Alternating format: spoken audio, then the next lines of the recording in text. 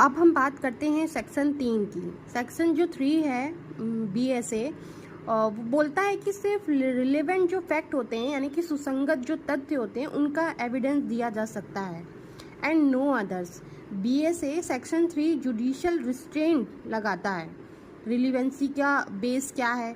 वही चीज़ें अलाउ करेंगे जो हमारे मेन मुद्दे से जुड़ी हुई हो।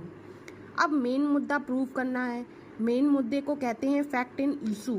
जो फैक्ट इशू में है जिन्हें हमें डिसाइड करना है। ए ने बी का मर्डर किया, मोटिव था, फैक्ट है, और जो चीज़ें मेन मुद्दे से जुड़ गई हैं और लॉजिक से रिलेवेंट का बेस क्या है? लॉजिक से रिलेवेंट चीज़ें मेन मुद्दे को सपोर्ट करती हैं।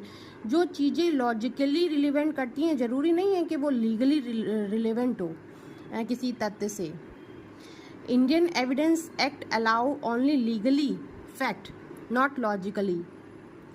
एडमिशन जो वो चीज़ें होती हैं जो कोर्ट का रिकॉर्ड बनने लायक चीज़ें होती हैं। कौन सी चीज़ें कोर्ट में अलाउ करेंगे? वो चीज़ें जो एविडेंस एक्ट अलाउ करेगा।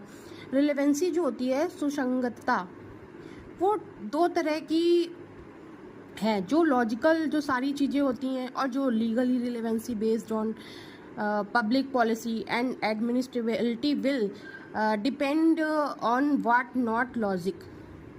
कुछ चीज़ें लॉजिक हों जिनको सिर्फ पब्लिक पॉलिसी के लिए अलाउ करते हैं, यानी कि मतलब अगर चीज़ें लॉजिक से मतलब हैं, लॉजिकली हैं, तब तक वो पब्लिक पॉलिसी पर डिपेंड नहीं करते हैं, तब तक हम उसको नहीं लेंगे।